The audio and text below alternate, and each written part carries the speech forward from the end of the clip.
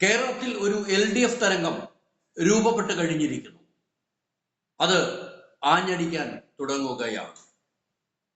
ഞാനിങ്ങനെ പറയുമ്പോൾ തനി കോൺഗ്രസ്സുകാരായ സുഹൃത്തുക്കൾ, തനി BJP-ക്കാരായ സുഹൃത്തുക്കൾ, എല്ലാ അർത്ഥത്തിലും കമ്മ്യൂണിസ്റ്റ് വിരുദ്ധരായ, കമ്മ്യൂണിസ്റ്റ് ആശയങ്ങളെ അന്ധമായി എതിർക്കുന്നവർ, അവരൊക്കെ ചിരിക്കുന്നുണ്ടാവും, നെറ്റിച്ചൊളിക്കുന്നുണ്ടാവും. മനസ്സിലൊരു പരിഹാസം രൂപപ്പെടുന്നുണ്ടാവും. എന്ത് LDF തരംഗം എന്ന്. തീർച്ചയായും അങ്ങനെ ഒരു തരംഗം ഇവിടെ ആവശ്യമാണ്. അത് രൂപപ്പെട്ട് കഴിഞ്ഞു. എല്ലാം ശരിയാകും എന്ന് പറഞ്ഞ് LDF സർക്കാർ അധികാരത്തിലേറി ഒരുപാട് കാര്യങ്ങൾ ശരിയാക്കി. കേരളത്തെ വല്ലാതെ മാറ്റിമറിച്ചു.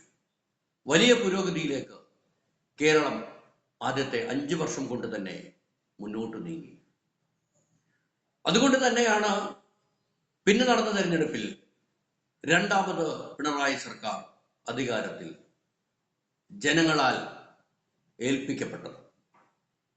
ഇപ്പോൾ 8 വർഷങ്ങൾ പിന്നിടുമ്പോൾ തീർച്ചയായും തിരിഞ്ഞു നോക്കുന്ന കേരളത്തിലെ ജനങ്ങൾക്ക് ബോധ്യമുണ്ട്. ഈ സർക്കാർ ചെയ്ത കാര്യങ്ങൾ, നന്മകൾ, നേട്ടങ്ങൾ ഒക്കെ കേരളത്തെ വല്ലാതെ മാറ്റിമറിച്ച, വലിയ പുരോഗതിയിലേക്ക് നയിച്ച ഒരു സർക്കാർ.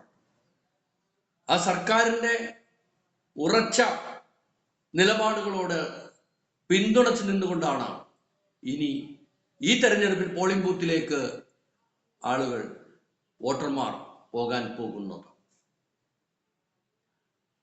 കഴിഞ്ഞ പാർലമെന്റ് തെരഞ്ഞെടുപ്പിൽ വൻ ഭൂരിപക്ഷത്തോടെ UDF വിജയിച്ചു. ഒട്ടേറെ സീറ്റുകൾ അവർ ഇവിടെ നിന്നും നേടിയെടുത്തു. വൻ ഭൂരിപക്ഷത്തോടെയാണ്. അത് BJP-ക്ക് ബദലായി കോൺഗ്രസ് തന്നെയാണ് വേണ്ടത് എന്ന ചിന്ത കുറേയേറെ ആളുകൾക്കുണ്ടായി.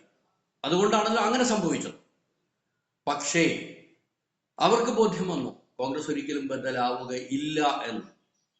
അത് കോൺഗ്രസ്സുകാർ തന്നെ, ഇവിടെ നിന്നും ജയിച്ചു പോയ പാർലമെന്റ് അംഗങ്ങൾ തന്നെ, UDF-ന്റെ അംഗങ്ങൾ എല്ലാവരും തന്നെ അങ്ങനെ ജനങ്ങൾക്ക് ബോധ്യപ്പെടുത്തി കൊടുക്കുകയായിരുന്നു.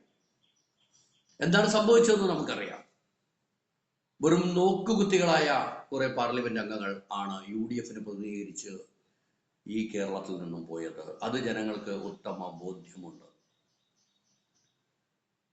കേരളത്തിലെ മതനിരപേക്ഷത ഉയർത്തിപ്പിടിക്കുന്ന സമൂഹം ഒന്നടങ്കം LDF-ന് വോട്ട് ചെയ്യും എന്നുറപ്പാണ്.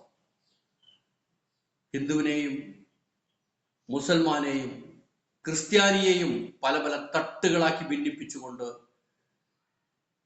ഇന്ത്യ ഭരിക്കാൻ ശ്രമിക്കുന്ന, ഇന്ത്യ ഭരിച്ചുകൊണ്ടിരിക്കുന്ന ഒരു വർഗീയ ശക്തിക്ക് നേരെയുള്ള കുന്തമുനകളാക്കി വോട്ടവകാശത്തെ നമ്മുടെ കേരളത്തിലെ ജനങ്ങൾ തീർച്ചയായും മാറ്റുക തന്നെ ചെയ്യും. അവർക്ക് ഉത്തമ ബോധ്യമുണ്ട്. കോൺഗ്രസിന്റെ പത്മജ വേണുഗോപാൽ എന്താണ് അവർക്ക് കാണിച്ചു കൊടുത്തത്?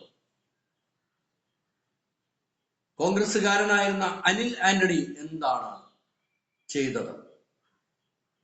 രണ്ടുപേരും BJP-യിലേക്ക് പോയവർ. ഒരാൾ K കരുണാകരന്റെ മകൾ, മറ്റേയാൾ AK ആന്റണിയുടെ മകൻ. ഇതേ പാതയിലേക്ക് എപ്പോൾ വേണമെങ്കിലും കോൺഗ്രസ്സുകാർ ഇവിടെ നിന്നും ജയിച്ചു പോയാലും പോകാം, BJP-യിലേക്ക് എത്താം. യാതൊരു സംശയവും കേരളത്തിലെ ജനങ്ങൾക്ക് അക്കാര്യത്തിൽ ഇല്ല. തീർച്ചയായും ഇവരെ വിശ്വസിക്കാൻ കൊള്ളാത്തവരാണ് എന്ന ബോധ്യം കേരളത്തിലെ വലിയൊരു വിഭാഗം ജനങ്ങൾക്കുണ്ട്.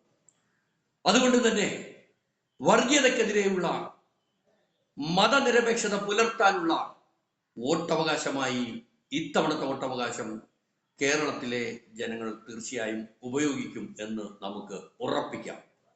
ഇത് ഈ വർഗീയത ഉയർത്തിപ്പിടിക്കുന്ന BJP സർക്കാരിന് നേരെയുള്ള കുന്തമുനകൾ തന്നെയായിരിക്കും.